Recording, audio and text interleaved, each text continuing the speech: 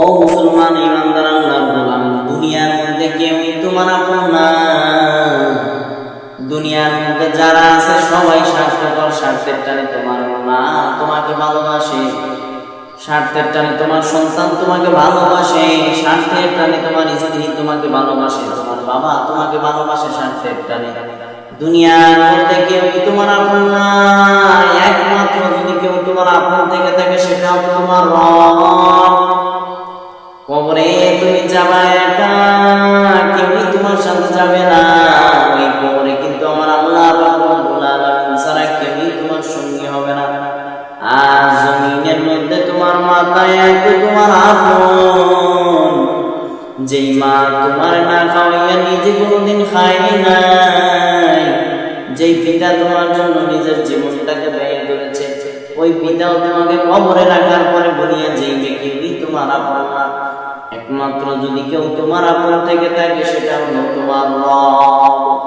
এ জমিনের মধ্যে তুমি আসছো একা, যাইবাও একা, তোমার সঙ্গে কিন্তু কেউই যাবে না। মাঝখানে তুমি যে জীবন যাপন করেছ, এই জীবন যাপনটার কোনো মূল্য নাই।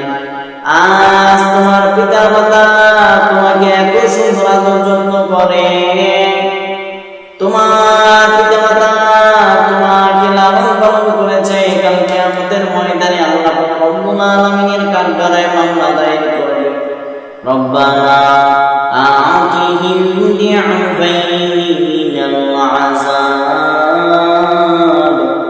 ওয়ালআনহুম লা'নান কাবীরা। সন্তান পিতা মাতার জন্য মামলা দায়ের করবে আল্লাহ রাব্বুল আলামিনের কাঠগড়ায় দাঁড়াইয়া, আয় আল্লাহ, জমিনের মধ্যে আমার পিতা মাতা আমাকে খাওয়াইছে, পড়াইছে, আমাকে লালন পালন করছে, কিন্তু আমাকে ইলমে দ্বীন শিক্ষা দেয় নাই।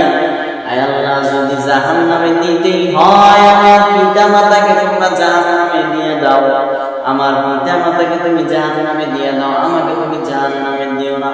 এভাবে সন্তান পিতা মাতার নামে মামলা দায়ের করবে, পিতা মাতা সন্তানের নামে মামলা দায়ের করবে। আয় আল্লাহ, জমিনের মধ্যে আমার সন্তানকে আমি লেখাপড়া শিখাইছি, এত এত কিছু শিখাইছি, কিন্তু সে আমল করে নাই। আয় আল্লাহ, এই দোষটা তো আমাদের না। এইভাবে সন্তান পিতা মাতার নামে, পিতা মাতা সন্তানের নামে মামলা দায়ের করবে। অতএব জমিনের মধ্যে কেউ তোমার আপন না, সবাই স্বার্থপর, স্বার্থের টানে তোমাকে ভালোবাসে। তোমার মা তোমাকে স্বার্থের টানে ভালোবাসে, তোমার পিতা তোমাকে স্বার্থের টানে ভালোবাসে, তুমিও তোমার পিতা মাতাকে স্বার্থের টানে ভালোবাসো। জমিনের মধ্যে যত সম্পর্ক, এই সম্পর্কের কোনো ভিত্তি নেই রে ভাই।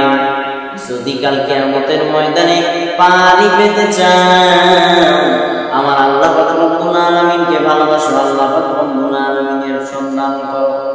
আল্লাহ পাক রব্বুল আলামিনের সাথে যদি বন্ধুত্ব স্থাপন করতে পারো, তবেই তুমি পার পেতে পারো। কবরে রাখার পরে তোমার পিতা মাতা চলে যাবে। আজকে যদি তুমি মৃত্যুবরণ করো রে ভাই, তোমার মারা যাওয়ার সাথে সাথে তোমার পিতা মাতা তোমাকে ঘর থেকে বের করে দিবে। কারণ মরা জিনিস ঘরের মধ্যে রাখা যায় না, এটা দুনিয়ার সবাই জানে। তোমার পিতা মাতা তোমাকে ঘর থেকে বের করে দিবে, এক উঠানের মধ্যে রেখে দিবে, আগরবাতি ধরাইয়া তোমার পিতা মাতা হয়তো সামনের জন্য তোমার জন্য কান্নাকাটি করবে। কিন্তু তোমাকে কবরে রেখে যখন চলে যাবে, একদিন, দুই দিন কি 3 দিন, এরপরে দেখবা আস্তে আস্তে তোমার পিতা মাতা সবার কান্নাকাটি থেমে গেছে। কেউই তোমার জন্য কোনো চিন্তা করবে না, কোনো ভাবনা করবে না রে ভাই। আর যদি তুমি আমার রবের সাথে সম্পর্ক স্থাপন করতে পারো, জমিনের মধ্যে সবাই যদি তোমার বিরুদ্ধেও চলিয়া যায়, কারণ কোনো কিছু যায় আসে না, তোমার কোনো কিছু যায় আসে না, তুমি তোমার রবের কাছে পার পেয়ে যাইবা। তোমার রব তোমাকে মুক্তি দিয়ে দিবে, কারণ তার সাথে তুমি সম্পর্ক রেখেছ। প্রকৃত মুমিন বান্দা তো সেই যে বান্দা আল্লাহ রাব্বুল আলামিনের প্রতি সন্তুষ্ট থাকে, ওই বান্দার প্রতিও আল্লাহ রাব্বুল আলামিন সন্তুষ্ট রয়েছে। এজন্য দুনিয়ার মধ্যে কেউ তোমার আপন না রে ভাই, দুনিয়ার মধ্যে কেউই তোমার আপন না।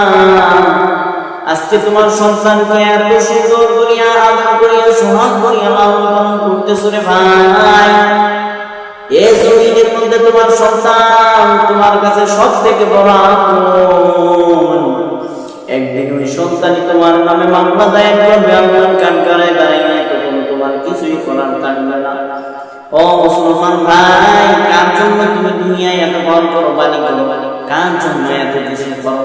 একদিন তো 3 হাত ছাড়া তোমার জন্য আর কিছুই হবে না। 3 হাতের সম্পদ ছাড়া তোমার সাথে আর কিছুই যাবে না। সাথে যাবে একটা কাপড়ের কাপড়, আর কিছুই তোমার সাথে যাবে না।